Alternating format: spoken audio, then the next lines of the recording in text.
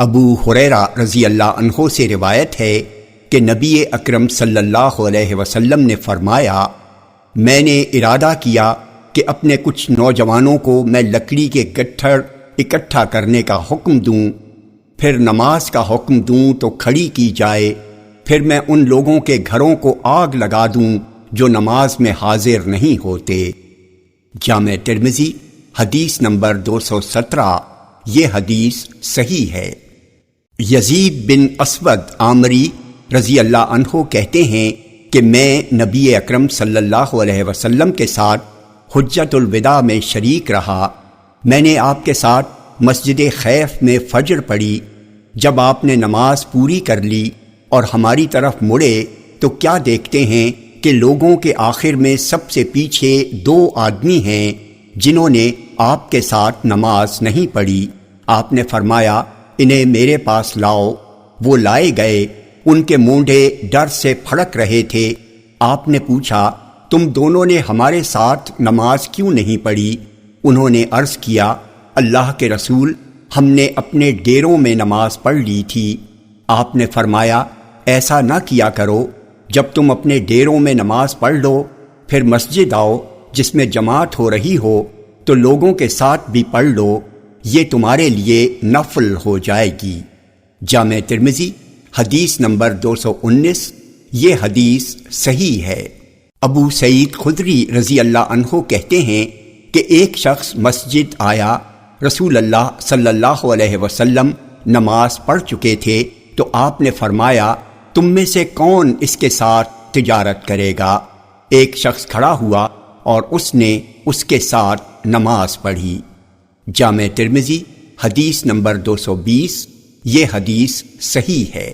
عثمان بن عفان رضی اللہ عنہ کہتے ہیں کہ رسول اللہ صلی اللہ علیہ وسلم نے فرمایا، جو عشاء کی جماعت میں حاضر رہے گا تو اسے آدھی رات کے قیام کا ثواب ملے گا، اور جو عشاء اور فجر دونوں نمازیں جماعت سے ادا کرے گا اسے پوری رات کے قیام کا ثواب ملے گا۔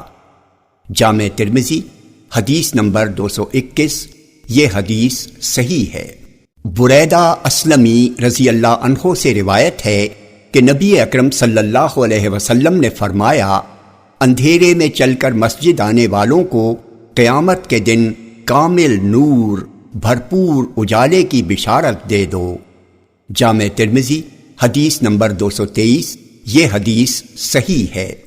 ابو ہریرہ رضی اللہ عنہ کہتے ہیں کہ رسول اللہ صلی اللہ علیہ وسلم نے فرمایا، مردوں کی سب سے بہتر صف پہلی صف ہے اور سب سے بری آخری صف، اور عورتوں کی سب سے بہتر صف آخری صف ہے، سب سے بری پہلی صف۔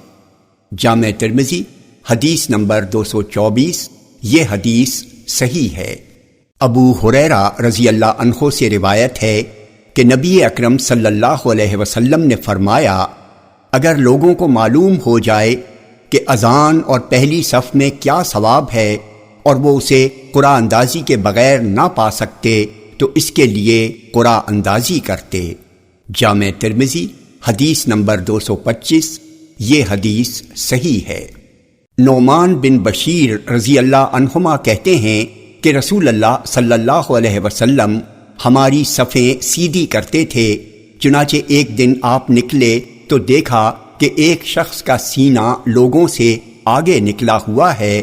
آپ نے فرمایا، تم اپنی صفیں سیدھی رکھو ورنہ اللہ تمہارے درمیان اختلاف پیدا فرما دے گا۔ جامع ترمذی حدیث نمبر 227۔ یہ حدیث صحیح ہے۔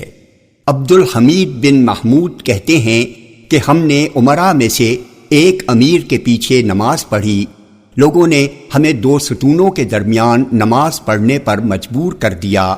جب ہم نماز پڑھ چکے تو انس بن مالک رضی اللہ عنہ نے کہا، ہم لوگ رسول اللہ صلی اللہ علیہ وسلم کے زمانے میں اس سے بچتے تھے۔